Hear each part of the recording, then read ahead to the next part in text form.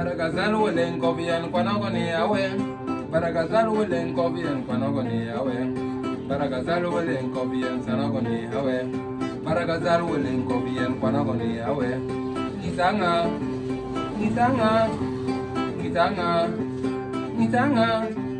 Gitanga, Nakeribia Moko, Sonio, Unango.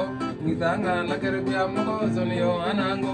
Gitanga, Nakeribia Moko, Sonio, Unango. Gitanga, Weloranga,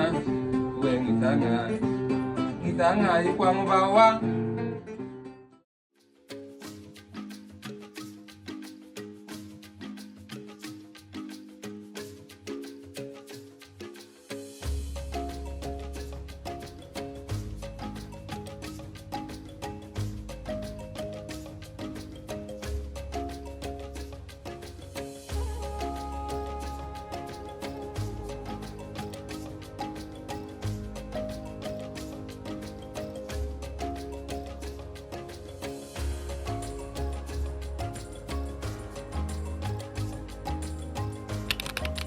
There are a people you may have never heard of, yet their story is as old as the rivers that cave through South Sudan. In the west, where morning light dances on misty hills, the Balanda Boor rise with the sun. Farmers, storytellers, and guardians of memory. Their lives move with the rhythm of the land, their identity shaped by faith, resilience, and a history carried in spoken word. This is their voice. This is the story of the Balanda Boor. My name is Marlene John Serafino. I am from Western Bahar al-Ghazal, that is Wow, and a Balanda Boor. And I'm also a researcher. The Balanda Boor people are the Luo speakers, and they exist in Western Bahar al-Ghazal and also in Western Equatorial states. Being a Balanda Boor means carrying a heritage that is rooted in cultural pride, and it is my identity, it is my origin, and it is my tradition. So it means carrying the heritage of Boor and practicing my culture and then respecting it also. The Balanda Boor trace their origin to an ancestor named Boor, the son of Nyikango, founder of the Shilluk people. Oral history tells of time, of migration and internal conflict, of disagreement over leadership and social understanding. Boor, in conflict with his father and cousin Dak, chose a different path. From that decision, a new identity was born. Because Boor has a brother called Dak, and his mother is also different from Boor.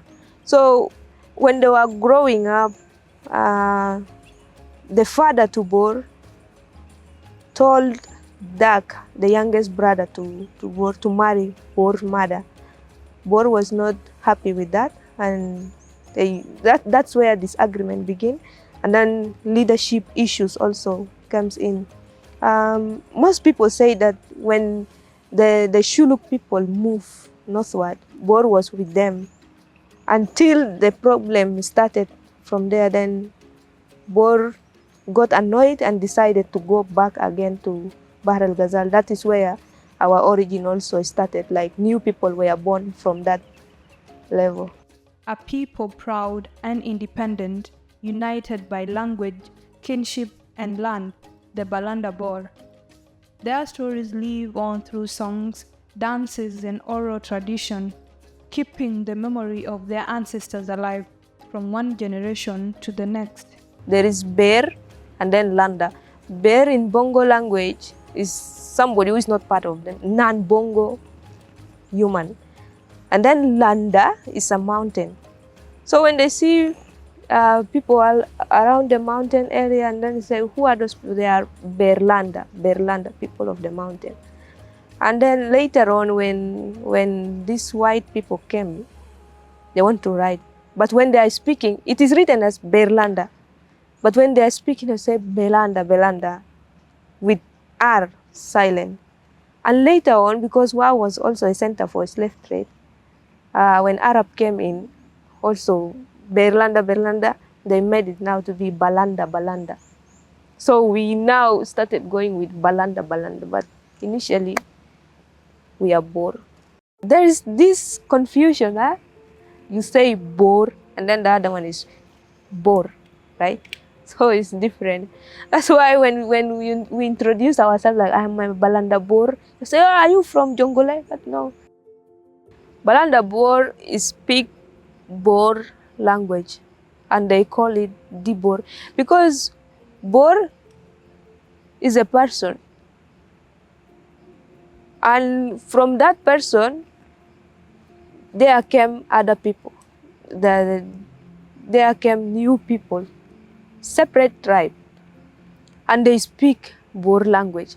And that Boer language, they call it, in our language, we call it Dibor. Dibor is like the language of Boer.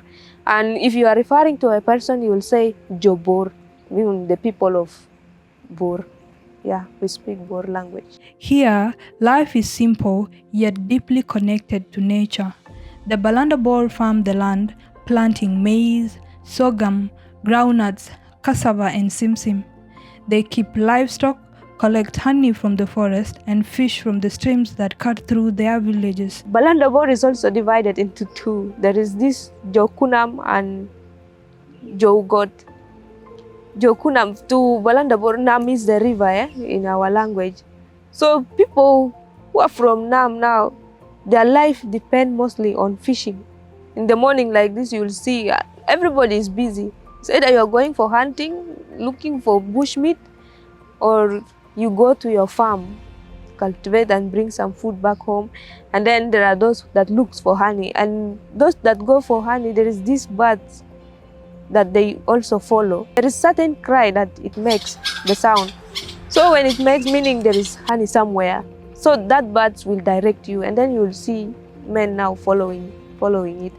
Each sunrise marks a new beginning, a chance to plant, to nurture, and to survive.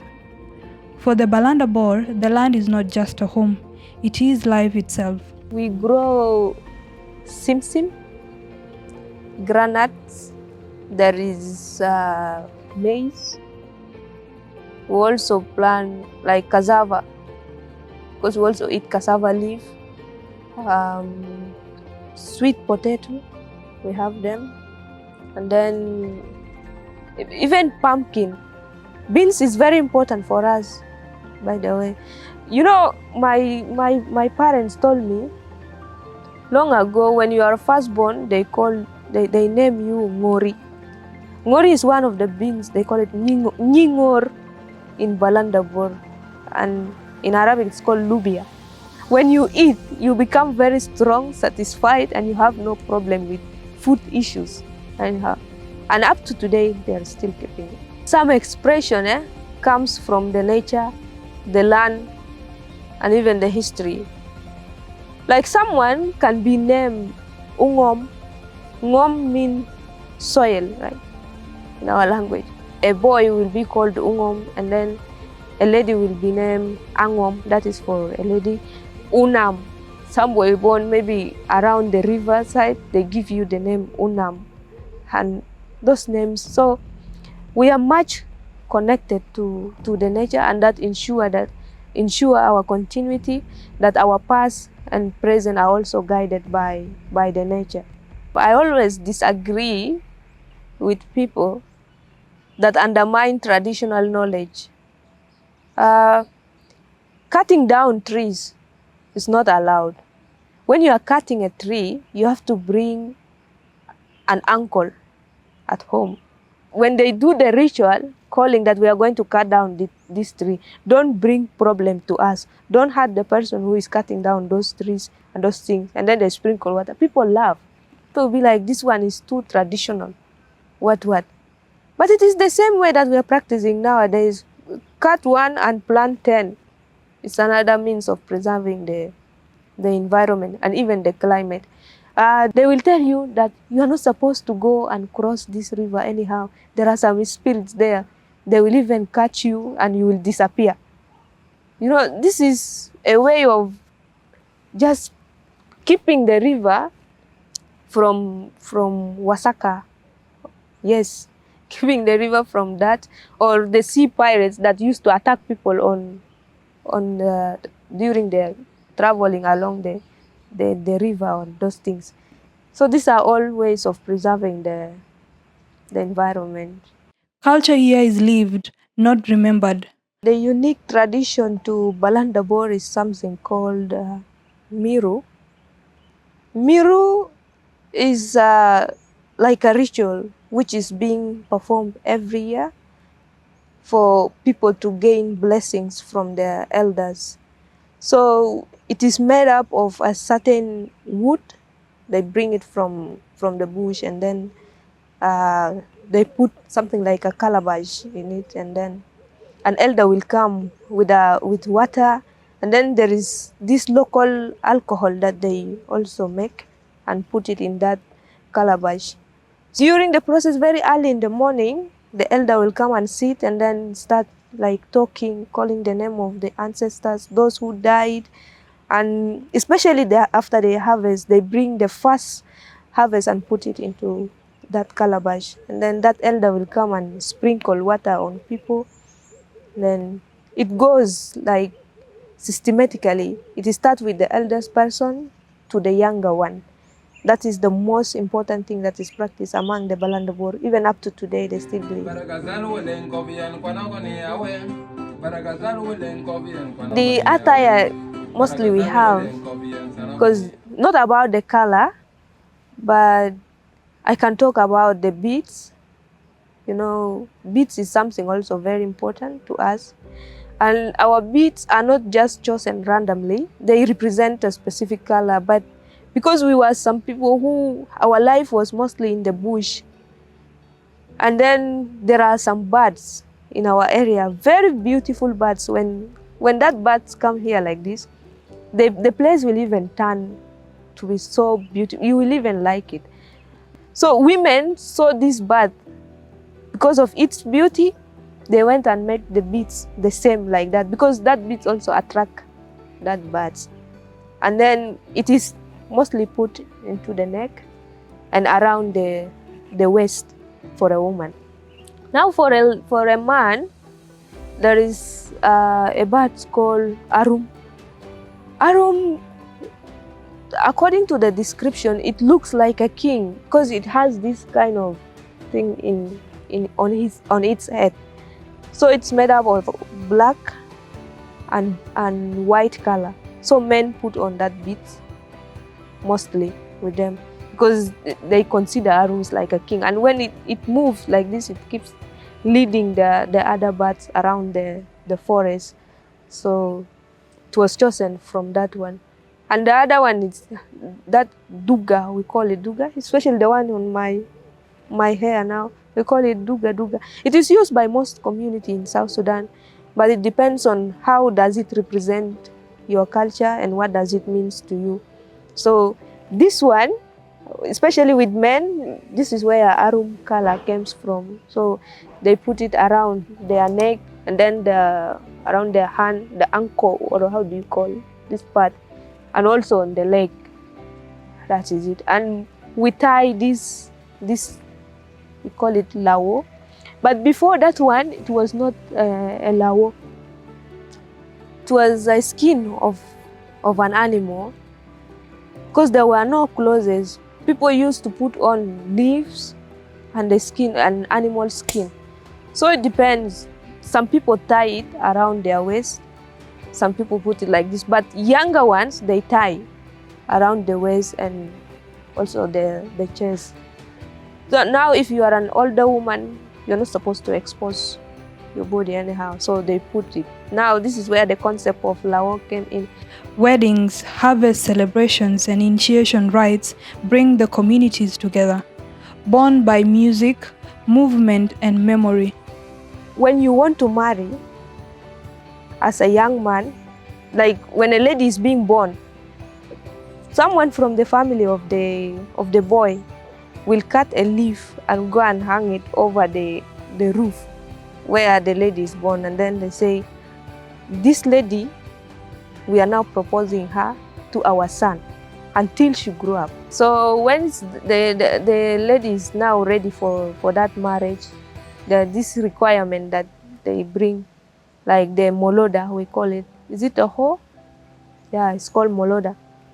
2 pair of it, they bring. Because to Balanda, Moloda is one of the most expensive things in those years, because it was hard to get this Moloda for cultivation. It was made by blacksmith.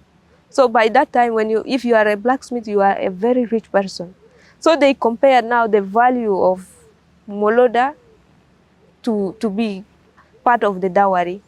So that when you want to marry, because it was not that commonly used among people and many people did not have it, you must look for that one. And it is made, handy-made. There were no machine.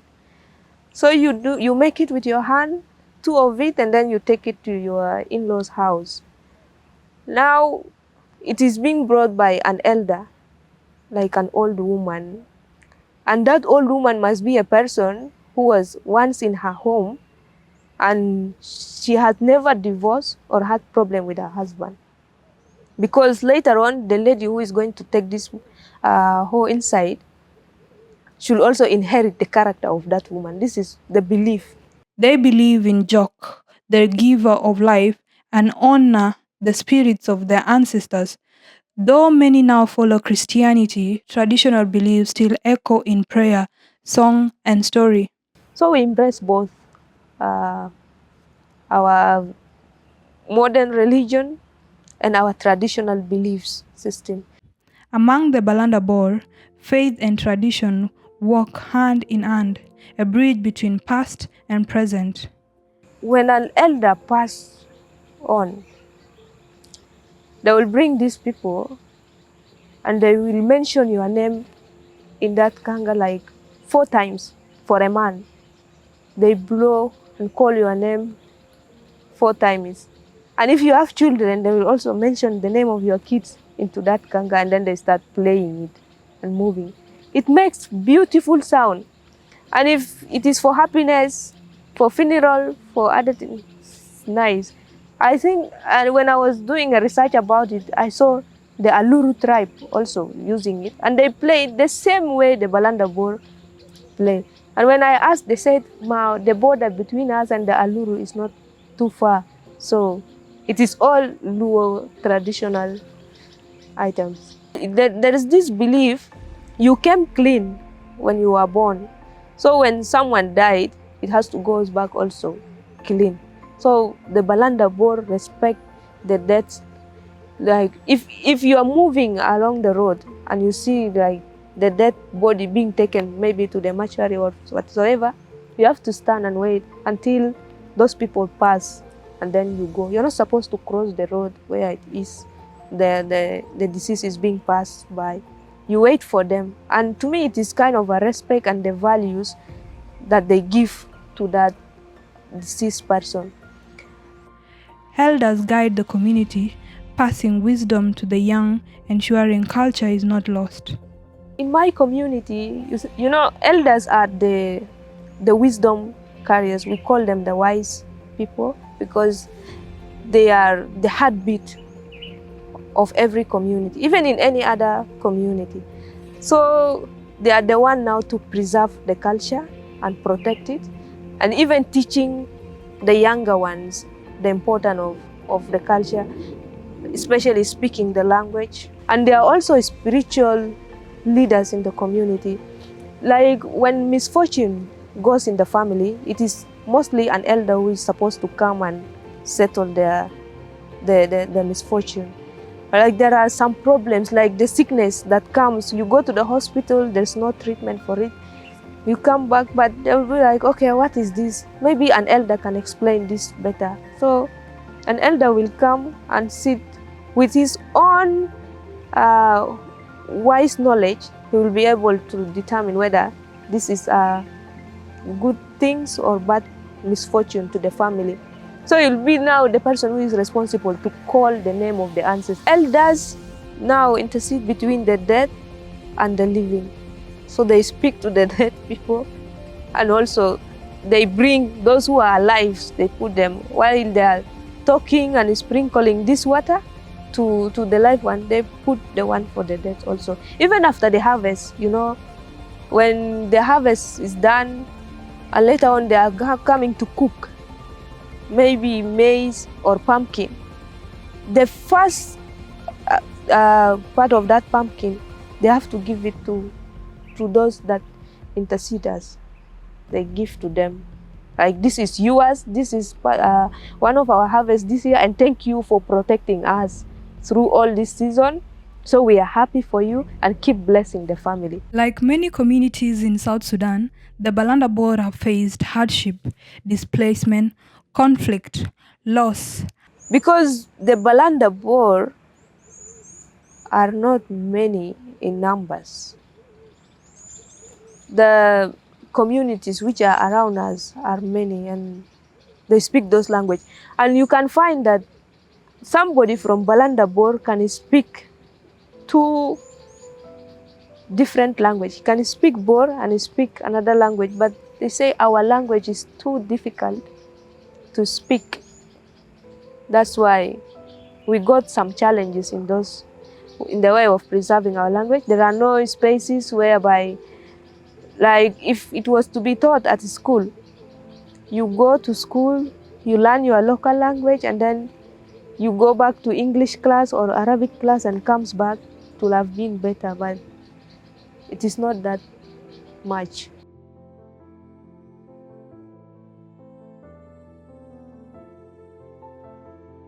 You know, those days, it used to rain from March until maybe November, and people cultivate twice in a year. But what I'm seeing nowadays, even you struggle with cultivation itself. So sometimes things get dried up. You don't harvest good crops, or you don't yield good one. This is the kind of life that has changed. There are some crops that are disappearing nowadays because people forget what they used to do for farming before with this modernity. There are those crops that we used to call them like the telebun, dukhun. People used to plant them some years back, but now it is very rare to be found.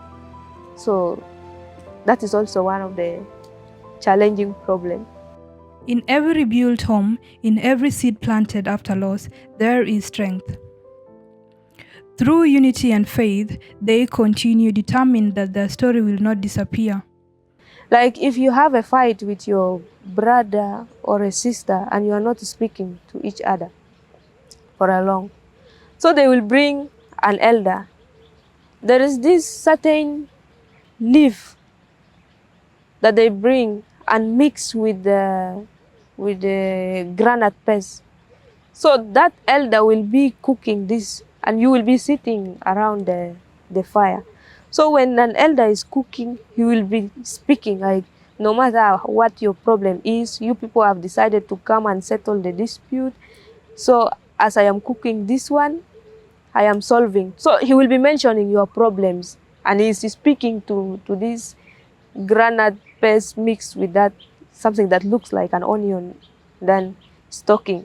And then he will ask you to remove your tongue. With this hotness, he will put it in your tongue and tell you to spit it out. So both of you will spit. So when you spit that granite paste from your mouth or from your tongue, it means you have to spit that problem out. So after that one is done, they will slaughter is it cock or a chicken? A cock. They will slaughter, and then they will put the blood maybe on your chest and here, like a bloody agreement, and everything has to go with the cock that they have slaughtered. So it is a blood. You are not supposed to break that agreement anyhow. Otherwise, the consequence will be so hard for you to face. A new generation rises, young men and women who dream of peace, education, and opportunity. Education and opportunities for young people is very important, because it is something that will help us to also be among the world that we exist. Women are the heartbeat of the family. They are the one to ensure the continuity of the family, because they are the one now to teach their children about their culture, the language, the norms, customs, and tradition. That's the role of the women.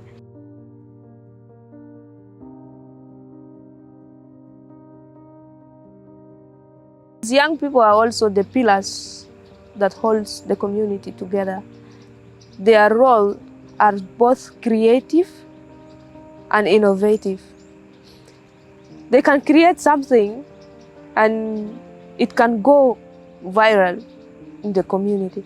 And when there is function in the community, the young people are the one now to come and help, like to take up some roles, like doing other activities, fixing the tents, and others can act as the information people. They pass information to others, protect the family, the community, defending them. These are all the role of the young people. And then continuing teaching people their culture.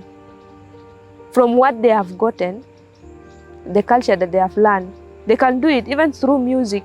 Others even sing in the languages that they learn. They sing, they do some videos. These are all what youth are doing in our community. They learn from their elders while embracing change, using knowledge, creativity, and courage to shape a better tomorrow. The future of the Balanda Boor lies in their hands, guided by memory, strengthened by hope.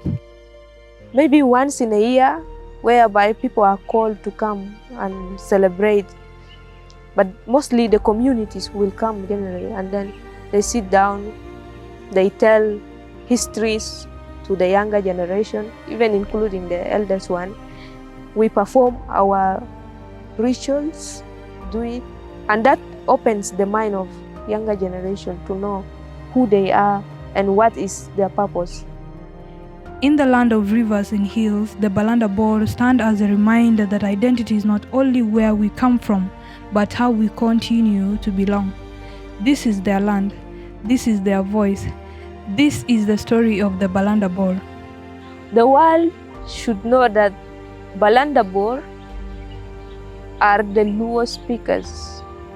We are the firstborn of Nikango from the Shuluk Kingdom, and we exist in Western Bahr el Ghazal and Western Equatorial State.